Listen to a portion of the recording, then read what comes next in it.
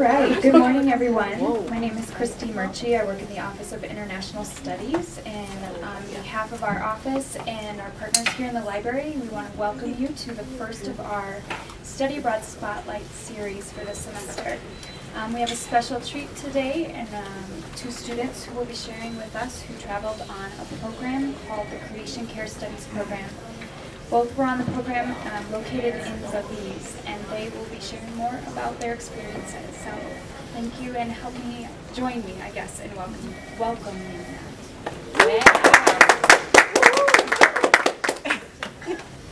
Thank you. Hi.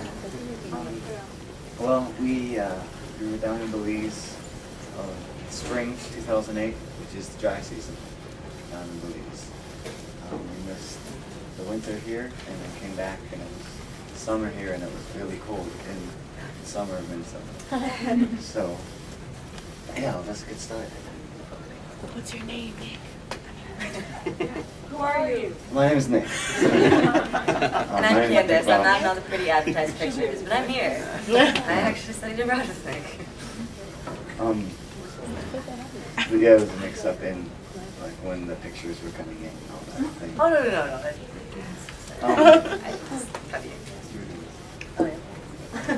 Okay, so here's Belize. It's actually really small. It's only slightly larger than Massachusetts. The population is 300,000, which is a lot less than, I think, Minneapolis, I'm pretty sure. It's known as the heart of Central America because of its location. So there you go. Not a lot of people know where it is, so if you did,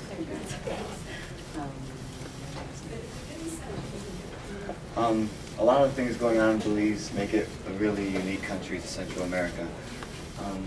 It could be called a melting pot. There's a high diversity, many people from many areas of the world. A lot of history goes into how that happened, from Spanish settlement and how that conflicted with Mayan populations, into the Creole settlement, into how that came into with the British slave trade from Caribbean islands and the West Indies and African heritage. And then there is the Garifuna that have moved along the Caribbean in different areas than the British slave trade. So you can see how these different backgrounds of people have moved to Belize gradually over time, yet the Garifuna were never enslaved or a part of it. So they still have a large part of their culture that really holds that strong. And you see that in different areas of Belize, where Creole would be Belize City and the coastline. Garifuna is down in the south. A lot of the inland is Spanish-speaking, influence from Guatemala, and the Mayan tribes are still from north to south of Belize. And then throughout, there's other populations of East Indians, Lebanese, American, British, Arabian. And because it has it's the wealthiest country in Central America economically, a lot of opportunities come, and people are still moving to Belize for these opportunities. So it's a new country in 1981. You could call it a parliamentary democracy. And in a way, it looks like our democracy, where they have a two-party system, and that would be the United Democratic Party and the People's United Party. And there are a few other political parties, like I think 5 or 6 more, that are a little smaller under the radar. But right now, we saw that the UDP and the PUP are most prominent. And when we were there, actually, we saw the turnover. We got there and an election was happening, so that was really cool to see. Queen Elizabeth II's still on the dollar coin of Belize, and Governor General, Sir Colville Young. And geographically, there is, it's not just what you would think of, rainforest. There's the coast that's flat, swampy, mangroves. There's a mixture of fresh and salt water where manatees really hang out. And then there's lowlands of dense rainforest, very lush, and then highlands of higher dry pine forest, and sometimes it's weird because you're like, wow, there's like pine trees and dry areas and tropical, subtropical places. And then hot and humid, it's there's some rain from north to south Belize. So that's how a lot of the geographic influence was rainfall. And wet and dry seasons, as you see. Oh, and then just a little intro to Creole. It's a mixture of many different languages, traditional sayings. I mean, when somebody from Minnesota would go down to Belize and hear it the first time, it almost wouldn't sound like English. And I think you can really understand what's being said, but you can't. right, you could, but then there's these sayings that have to culturally make sense. Like, chicken got teeth. Like, when a chicken has teeth. Like, that just doesn't make sense. There's sayings like, the yeri so would be gossip. Pikni is children. Yankadi is North Americans. Pikni, the poor people riches. Poor people's riches. You could say simple statements. It's just a quick and easy. You straight? So are you okay? Or if you're angry, you'd be avex. And saying lots of things like I don't tired or I don't ready. I don't. It's like I'm already tired. Like even after like I had one class, I'm done tired. So then, yeah, it's really cool to. I can explain more of it a little later, but right now I'm whole long bench because I'm talking a lot. That's if I'm awkwardly holding a long bench. So these are just some really great images I will talk about and you can just observe them. In the middle, that's a tapir. We got to see like literally this close, as well as the jaguar. And the tapir is also known as a mountain cow in Belize. The top pictures are the pictures of the coastline, which we got to see towards the end of our semester when we studied on Calabash Island, which is an exclusive research island off of Belize. So that was incredible scenery that we got to experience, as well as the corner ones here. That was just other ordinary scenery that we got to see. So it's like, you know. Bottom right is a picture of San Ignacio on a market day, so it was really busy. And you'll, if you go to Belize, or Nick and I spent a lot of time in San Ignacio just making trips to markets and stuff, and it was a really cool time to like observe culture and interact, I guess. About this, oh, there's marching bands. I have to point out. I don't remember which school that was, but.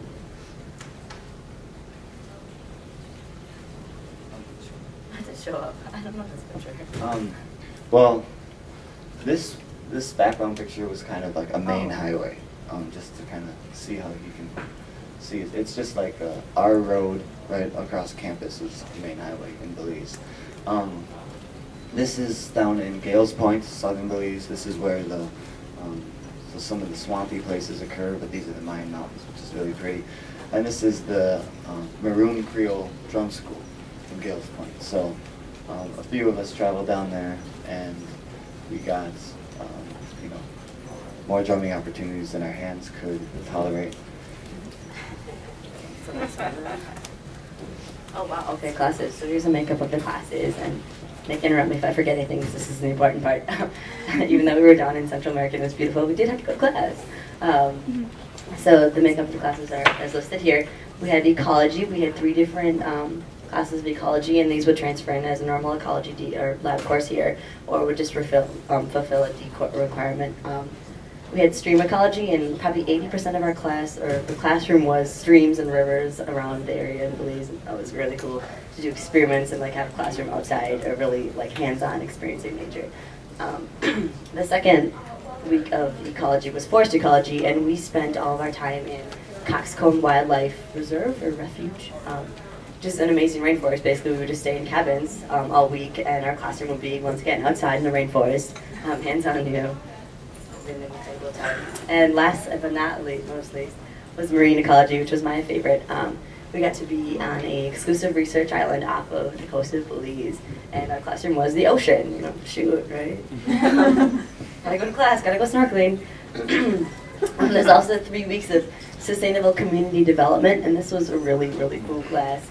We got to kind of first-handedly experience development and dependency and globalization kind of with examples of like the Chileo Dam and the Moynihan Dam, which were kind of controversial issues in Belize that people were fighting about because, I don't know if anyone knows, there's a lot of environmental issues that arise from putting dams in, but there's also the argument of, economic gain from that. So we got to hear from a bunch of speakers of the area who had first-handedly, fought for or against the dams and hear all these sorts of sides pertaining to development. Of course, there's also theology, the biblical section of creation care studies program. So we had God and Nature for 2 weeks, and this was just analyzing, biblical texts and really looking into our mandate for creation stewardship. I know the professors flip-flop around, but we got to be taught by Stephen Bomber Prediger for one of these weeks, and that was really cool. He wrote For the Beauty of the Earth. I don't know if you guys heard that book. It was just really cool to have, like, using this book, and then your professor wrote it. Nick and I took environmental history, but I'm pretty sure they've changed that to environmental writing or literature now, which would be just a week of reading like John Muir and Thoreau. That was a good example, Thoreau, and like looking at environmental kind of history throughout literature and seeing how that goes. Our internships, which Nick and I will in more detail later describe what we each did, that's for 2 weeks, and that was probably one of my most favorite times and the highlight. And there's also spring break, which was great. You end up in Guatemala, so you get to travel around for a week in Guatemala or wherever else you choose to go. And there's also orientation and debrief weeks, which you also spend a lot of time with your classmates and your community, just getting to know the area and having an incredible time. Oh, sorry. Since we're in the library, we do have some comfy chairs, but this is also a study area. Yeah, I forgot to mention that. That is the... Read here and, yeah. Just for visualization. From the classes, community, the living experience is very unique and it intertwines with the classes because you're spending all that time with those people in class and out of class.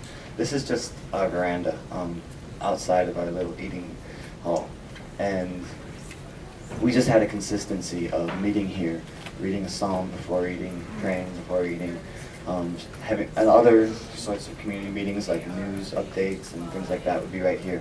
So we just put this picture in because it really, it would be mostly laid back. It shows the consistency of, okay, well, we're gathering, and so that was a large part of how we got to know each other, how community shapes.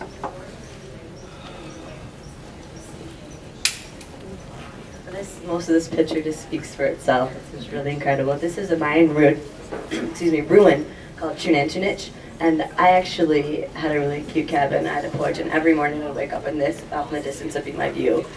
So it was really incredible. And we got to tour this completely. We're on the top and everything, and I guess the Mayan culture and the Mayan history is a huge impact of this area. So it was really interesting to go to all sorts of different Mayan ruins and learn more about Mayan culture and history.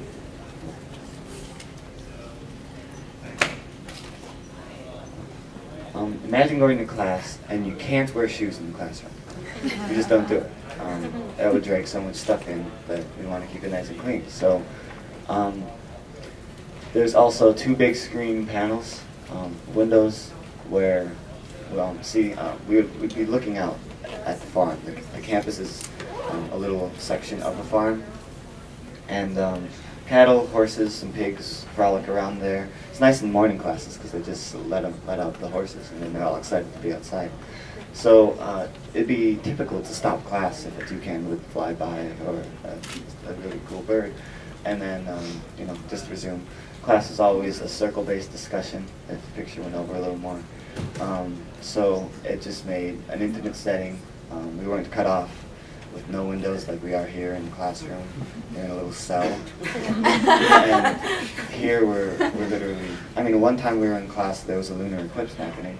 We just went outside, that was class. Spent about an hour watching a lunar eclipse, and then came back in and finished class. And we were all cool with it, We stayed up later, but it was cool. We do a thing making trash art. We go around, pick up trash off the side of the roads, and then try to make something, making something ugly beautiful. So that's a classroom. These, it was looking into Guatemala, so the campus is on the border, and we would be pretty close there. This is just one of the options to do on the weekends. The campus is really close to Sakut, which is a tiny city. You can bike there, you can walk there. It's really close, and the locals are really welcoming when you go to football games, which we did typically. They love to have you come and play, you know, and that's just one of the ways I guess we spent our time. We live not in dormitories or anything, you know, cliche like that, but we each had cute little cabins like this.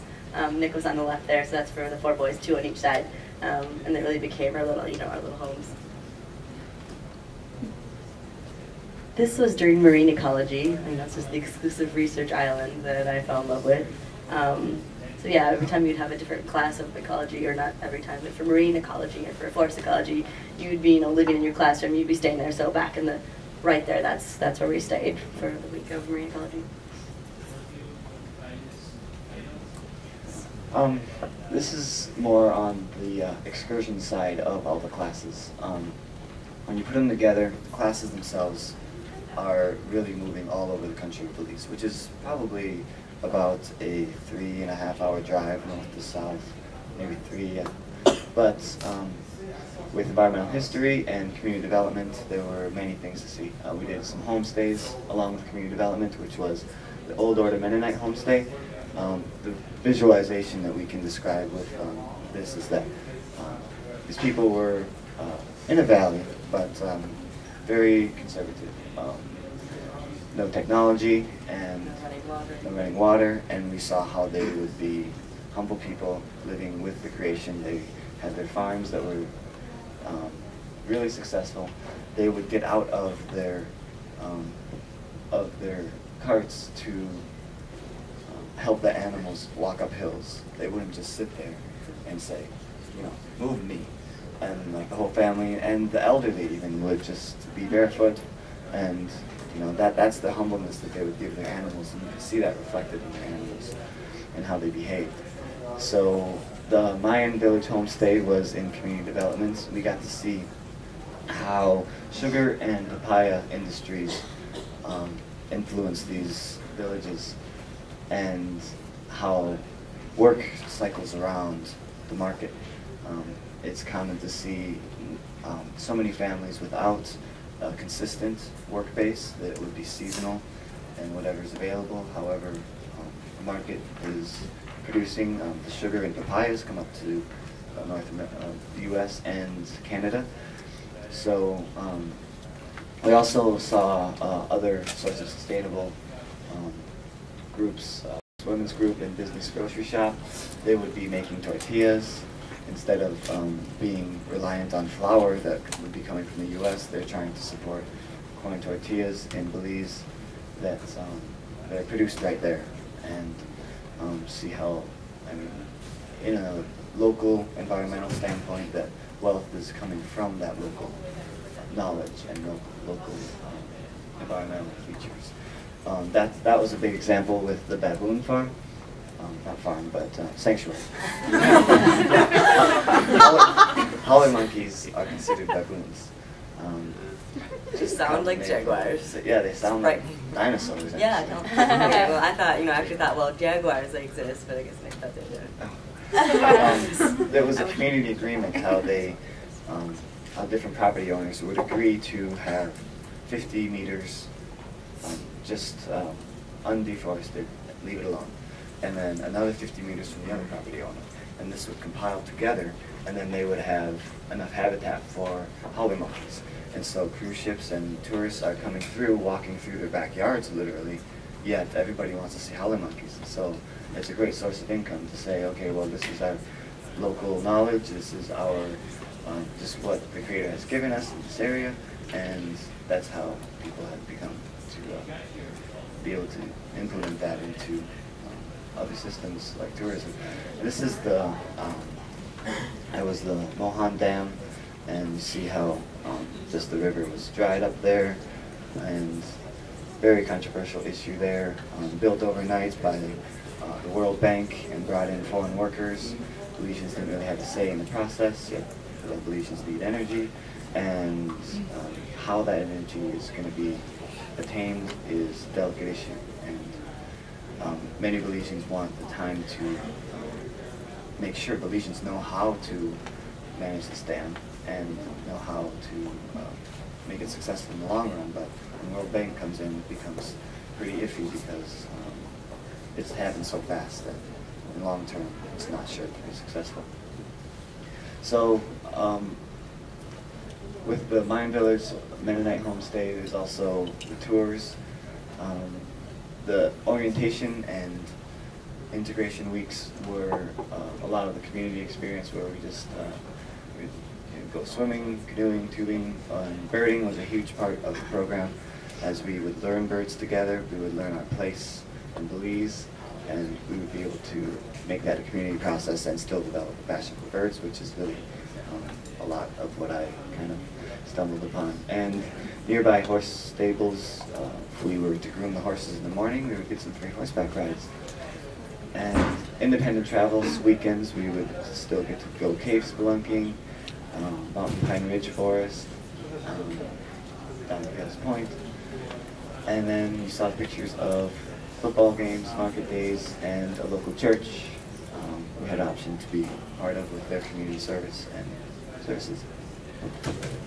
I guess if I had to recap this picture and the idea of everything with like the pie industry and the dam, the really coolest part I think of CCSP was we could read about development and read about this and that, but it was like, well, in this institution it's like, let's go see it firsthand, let's go interact with it. You can, it's so easy to just read about something and try to get a hands-on or a feel for it, but until you see it and see the sides of it and actually live in it, it doesn't do a lot.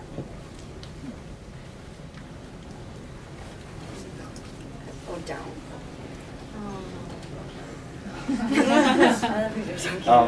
This is my homestay in Pachacan, and this is the sugar industry, and then in environmental history we toured the history of the sugar industry.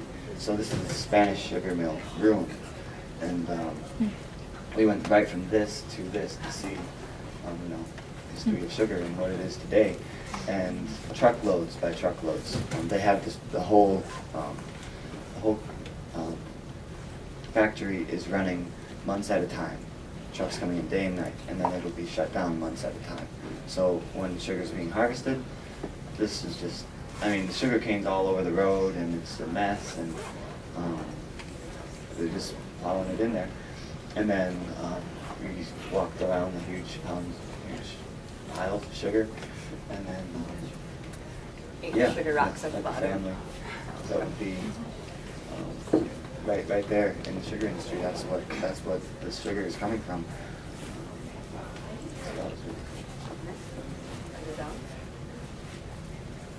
Snorkeling class.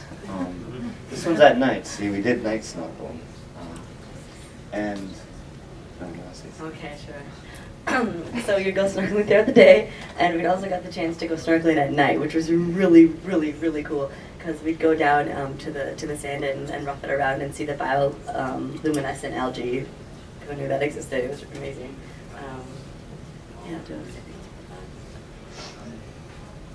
I suppose.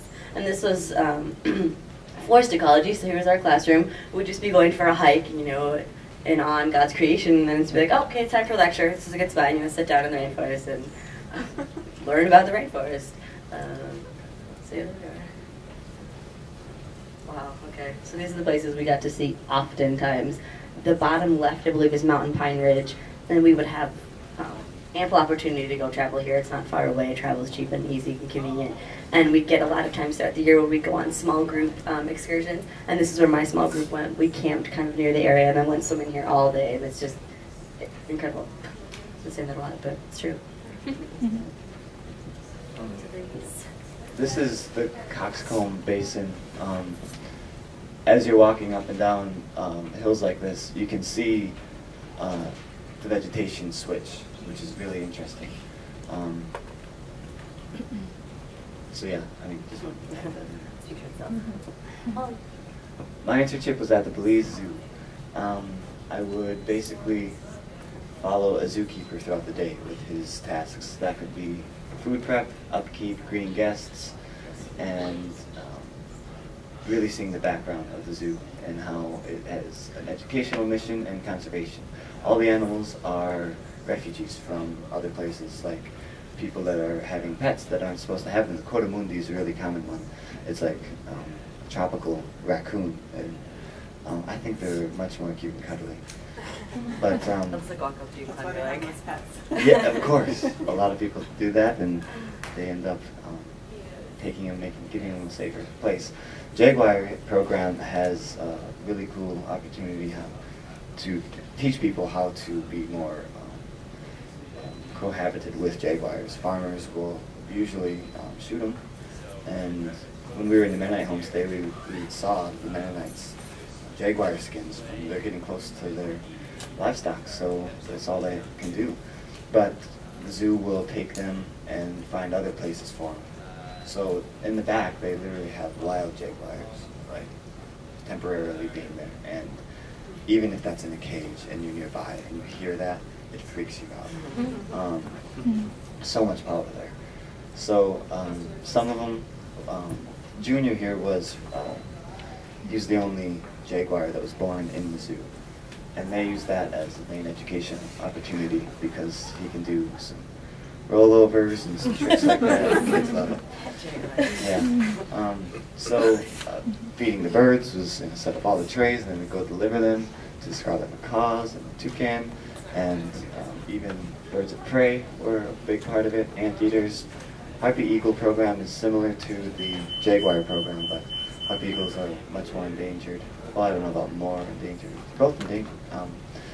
But harpy eagles have a program like throughout all of Central America is really established here, and the Belize Zoo is helping out Panama and other places like that. And you'd really get to know, that was Juan, you'd really get to know some of the zookeepers. They have amazing stories about where they've grown up, how they've, some of them were Christians and got to share their input with growing up from a Mayan village. And then, you know, Catholic is a very prominent denomination, and experience with the Catholic Church from Mayan perspectives. Very interesting. Oh, wait, just one more picture.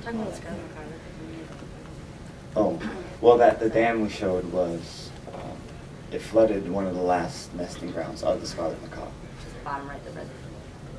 So it kind of shows the example of, okay, well, if we were to do things like that baboon sanctuary, use the scarlet macaw as a source, make it computable to economic gain instead of only making something like a dam computable to economic gain. That they lost that opportunity with scarlet macaws in that area. So there's, I think, only 300 left in the wild.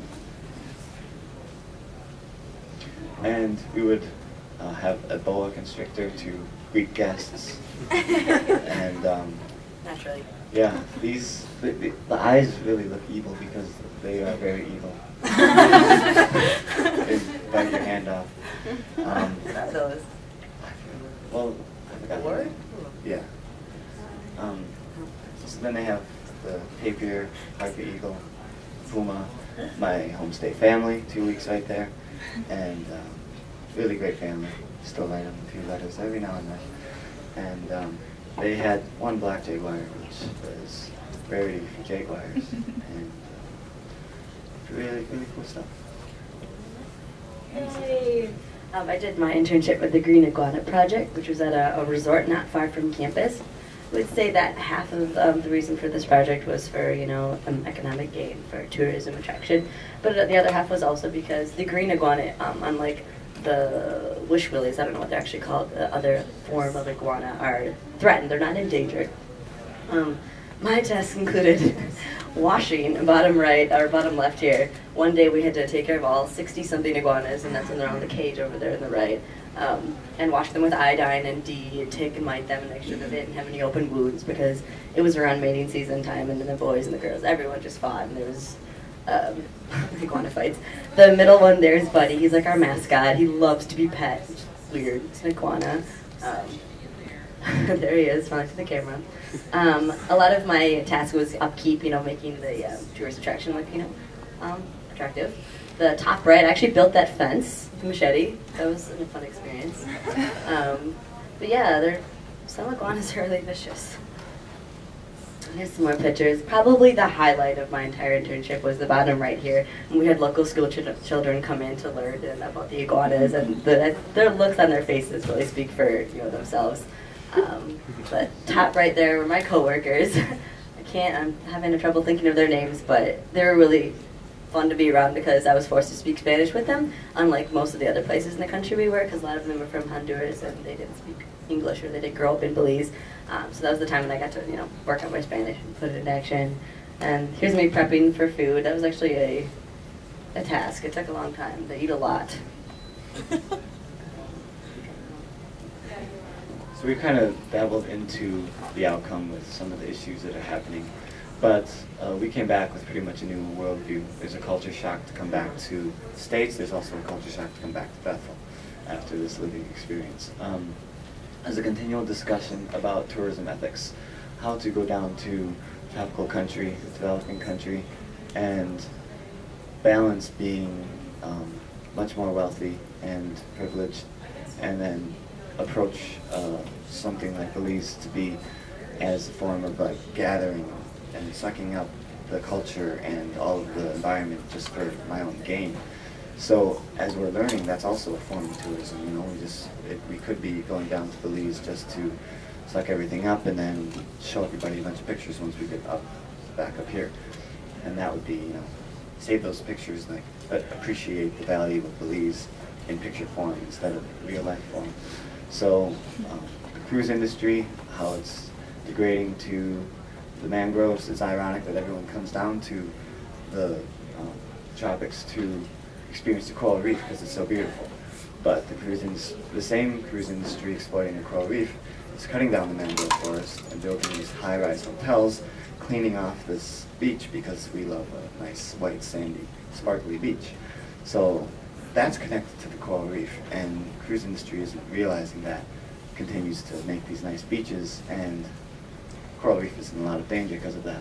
So there's some small, locally run, local knowledge-based ecotourism, which is really cool, and school tourism is the balance of being a study abroad student from a private Christian university has its own implications of how to approach places. I mean, we're called the gringos, really. I mean, a white person walking around Central America, you're a gringo. Development, modernization, progress, lots of reflection on that, how, reflecting whether we control, engineer dams and things like that, or develop in ways where there's local knowledge accessible, and living with the creation instead of an aspect of control. Christian responsibility to creation care goes with that. Love for tropical ecosystems, Creole culture, and intentional community experience. It's hard to be around a lot of the campus housing around here, and everyone's off in their own directions. Imagine a place where everything is intentional. You have no choice but to get to know that person you have conflicts with, and you have to face that. You learn about yourself, and you learn about the person, and you take that as an experience. Really means a lot. Birding, as I mentioned, the mahogany banana industries. We come back up here and we see bananas in our grocery stores, but the history of bananas really represents a lot with exploitation and slave industries, and that's the roots of the banana industry today. Not only the cultural degradation and humanitarian issues, but environmental issues, how fertilizers, deforestation, making bananas, or just for us to have an extra fruit. We have all these fruits up here, but we need our bananas on the side because it's a variety and it's extra choice. Mahogany is also really it's popular for furniture. It's a great wood for sending it back to Britain or making furniture for all over. Belizeans commonly seek the mahogany seeds and plant them because that's their national tree, and they really have a respect for that, and are trying to still undo the damage done through the mahogany industry.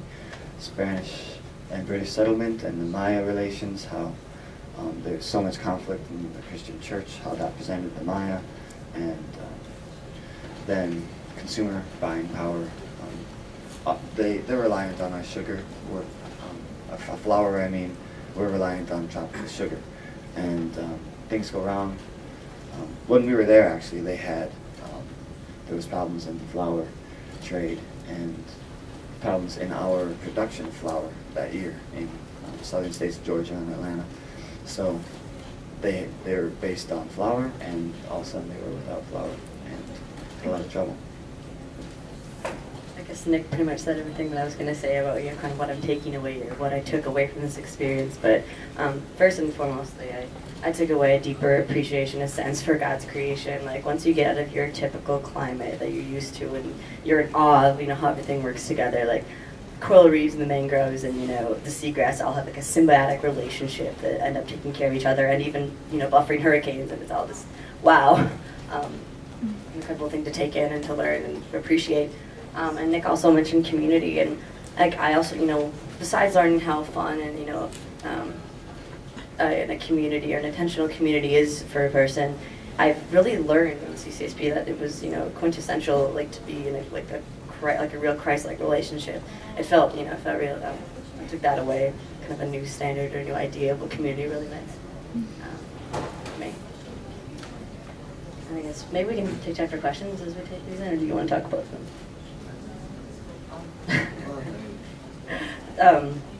Every time someone comes up to me and they're like, "Oh, tell me about your experience," and like, it's so broad. I don't know if anyone else abroad has like an experience that you're like, "Wow!" But one of the huge things that I always say is like, we swam in so many waterfalls and streams, just, you know, bare nature. It was incredible, and that's like, we actually swam with our professor in this river. The top right, he was doing like backflips off the rock. You know, you're just hanging out. Typical day. Are there any questions? Comments? Were your professors from Belize, or? Don't think any of them were. Okay. We had from Bethel, and a lot of our speakers for classes were from Belize, but Okay. that's as far as I know.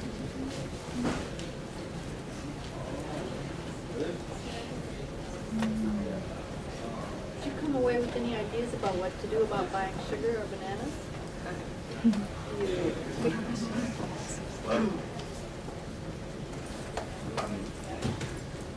We experienced like gardening as a campus, so basically the biggest idea would be establishing such a community food network where that would be able to be a lot of things would be right there local.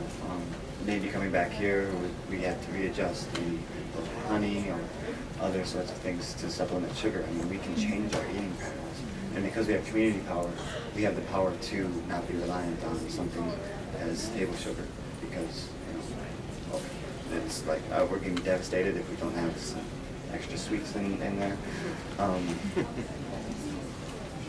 So yeah, it's a long process. Also, we had lots of discussions about like organic and fair trade and things like that. And so just recognizing and knowing such organizations that are doing that, I mean, we can still work internationally, but there's certain ways that we need to do that with a lot of other things in balance.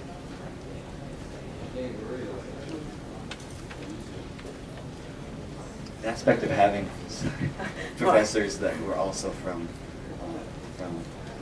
these North American schools, Westmont, Calvin, Bethel, it does seclude us a bit from Belize, because I mean, we have this ambition of academia, but the importance of the Creation Care Study Program is that it recognizes that, and it takes measures to go beyond it.